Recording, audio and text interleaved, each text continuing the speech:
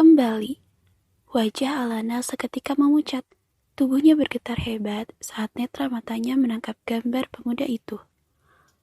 Kau mengenalnya, Lan? Tanya Giselle menatap aneh akan perubahan wajah sahabatnya. Dia, Kak Vino, Sel. Dia sahabat terbaik kakakku. Jelas Alana terbata-bata. Apa? Sahabat kakak Alana? Bagaimana mungkin? Astaga, bekik Giselle tercengang membekap mulutnya. Oh tidak, ternyata Alana mengenal lelaki yang akan tertimpa kemalangan itu. Tak lama lagi, Zain akan masuk perangkap dalam rencana jahat. Kasihan sekali dia. Ucap Giselle prihatin akan nasib buruk yang akan ditimpa sang pewaris keluarga Walter. Dia akan menikah dengan Laura, si nenek sihir. Mendengar ocehan Giselle, Alana tersentak, menyadari rencana jahat perempuan itu. Kak Vino-nya akan menikah dengan perempuan licik. Tentu saja dia tidak rela. Perempuan itu mendapatkan Vino dengan cara tipu daya jahatnya. Sel, kita harus kembali. Kita harus menolongnya. Putus Alana, rasa cemas menggelayut di dalam hatinya. Giselle terkesiap mendengar keinginan sahabatnya ini. Kembali, Lan. Gak mungkin. Tolak Giselle dengan tegas akan rencana Alana. Kita tidak boleh ikut campur urusan mereka. Dia adalah penerus Walter. Kata dediku, jangan sekali-kali ikut campur dengan keluarga Walter. Mereka berbahaya. Dia memiliki banyak musuh tersembunyi dan banyak konspirasi yang mungkin juga dilakukan oleh sesama keluarga Walter. Kita juga akan berada dalam masalah dan bahaya jika ikut campur. Jelas Giselle sangat tahu bagaimana mengerikannya keluarga itu. Perebutan tahta dan kekuasaan dihiasi dengan intrik dan cara licik. Alana terbungkam.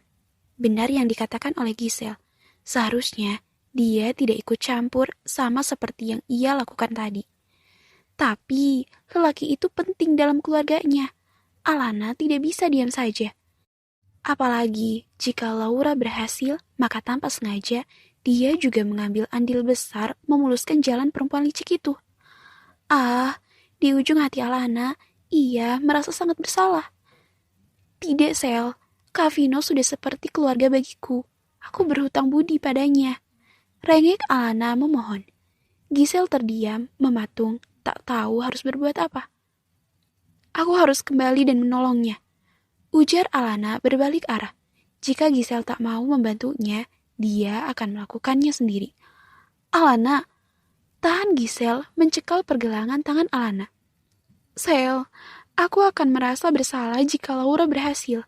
Aku juga turut andil dalam masalah ini. Kita yang merias wajah perempuan itu agar seperti orang yang teraniaya. Sel, aku tidak mau dihantui rasa bersalah jika Kak Vino sampai terkena fitnah kejamnya. Lan, Giselle masih diliputi keraguan. Kau tahu, Sel, saat kecelakaan yang membuat wajahku buruk rupa ini beberapa tahun yang lalu, aku kritis bahkan koma. Harapan hidupku tipis. Pengobatanku membutuhkan biaya yang besar, sedangkan keluargaku tidak mampu. Kak Vinola yang membiayai seluruh pengobatanku. Jika tidak ada dia, aku pasti sudah tidak ada di dunia ini. Aku berhutang nyawa padanya. Aku harus membalas budi baiknya.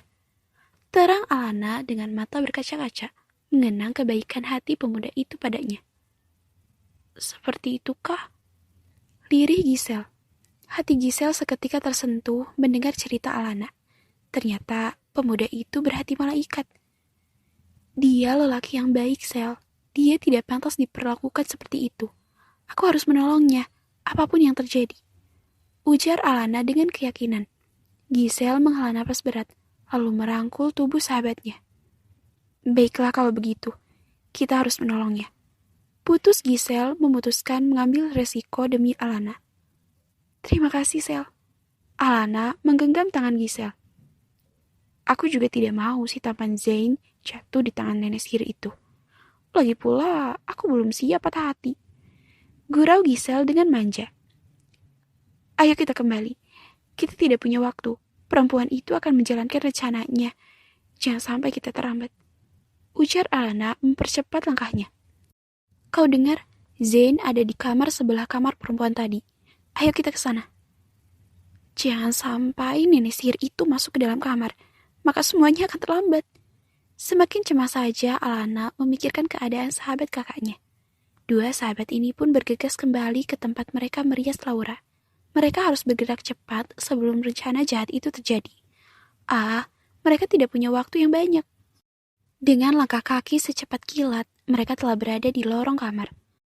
Langkah dua sahabat ini terhenti saat melihat wanita berwajah babak belur dengan pakaian robek itu telah berada di depan kamar yang dimaksud di mana keberadaan Zen berada. Sial, perempuan itu telah mulai menjalankan aksinya. Mata mereka membulat sempurna saat melihat pintu kamar itu telah terbuka dan Laura bersiap melangkah masuk. Ya ampun, perempuan itu akan masuk ke dalam kamar untuk melancarkan fitnah kejinya. Tunggu! Kompak mereka berteriak untuk menghentikan Laura.